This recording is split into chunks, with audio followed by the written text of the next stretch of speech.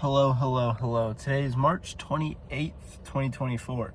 Today I'd like to discuss, or more so just kind of rail against, one of my least favorite, also one of my most favorite sayings that I've ever heard in my life.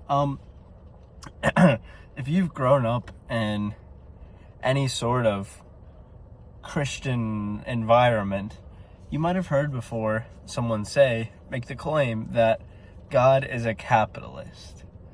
Now, I'm not really sure where to begin.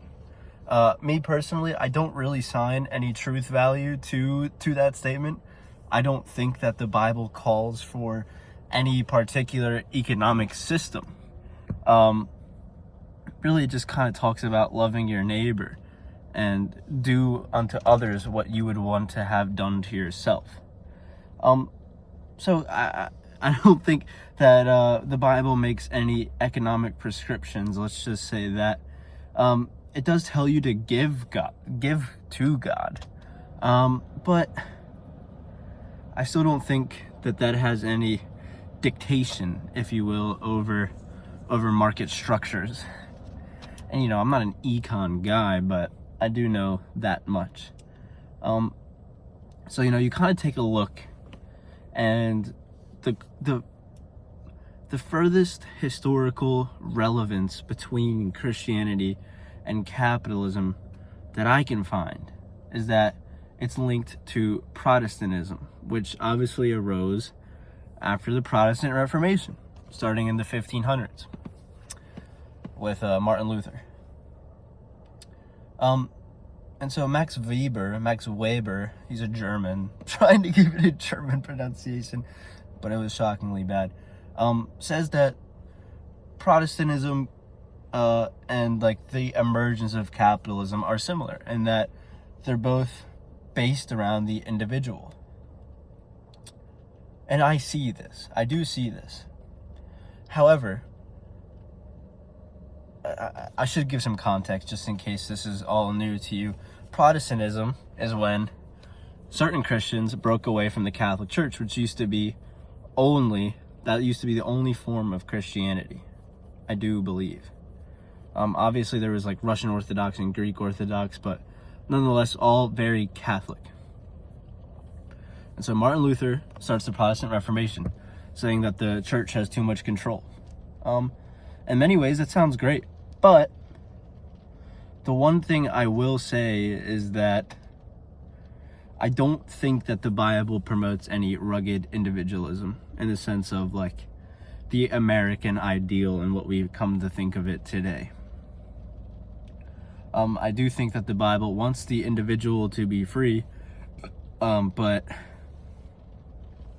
that's where Weber gets this notion of the relationship between Protestantism and early capitalism, is that both schools of thought, both ideas, want the individual to be free. But still, even if we allow for all of this, which I think you can, and it's fine, I just still don't see how someone says God is a capitalist. And it's even funnier when someone says God was a capitalist. Obviously God's not supposed to be dead.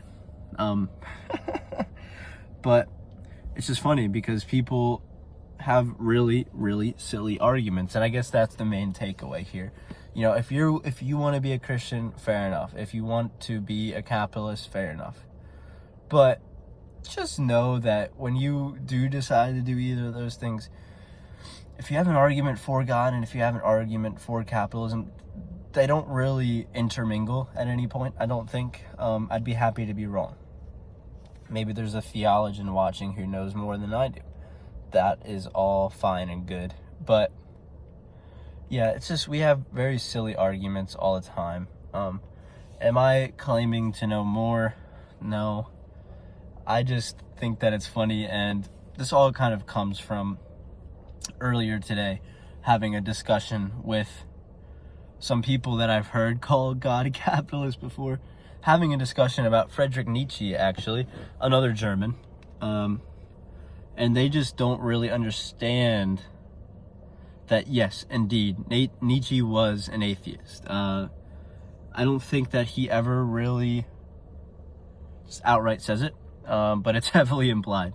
But the thing is that his most famous quote, "God is dead and we've killed him," is mostly remembered for the "God is dead" part. And a lot of Christians linger on that. And it's given philosophy a bad name in a lot of Christian families. So like when their kids get into it, they're like, no philosophy. And I guess I should say Protestant families, because Catholics do like philosophy a bit more. So there's a W for the Catholics, a rare W. But yeah, my family, I guess someone's reading his autobiography. Keep in mind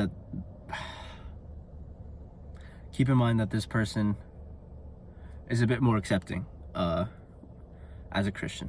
I'll say that. I'll put that in. It's true. Exposing things that shouldn't be exposed. Someone's reading his autobiography and they're like, seems like kind of like a douchebag. And I was like, well, Nietzsche a lot of times was kind of being over the top.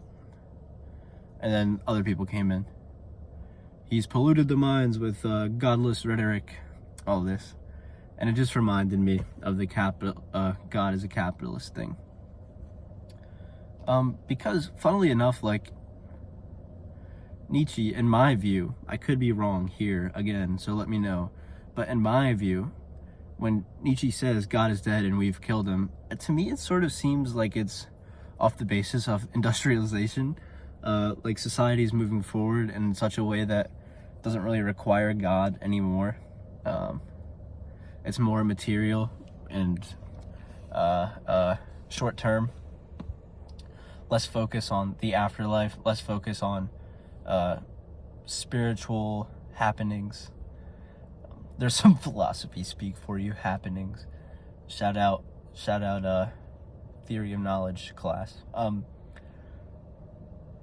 But yeah, it sort of seems like God, in Nietzsche's view, was killed by capitalism itself. So full circle. If you made it to the end of this video, finally, like a good closing message. But yeah, today's Thursday. I'm feeling pretty good from my sickness now. I have had a pretty bad headache today, but I think they're unrelated. I think I'm just dehydrated. Anyways, I'm hoping you're having a good Thursday as we head into this weekend, this Easter weekend. And yeah, peace and love.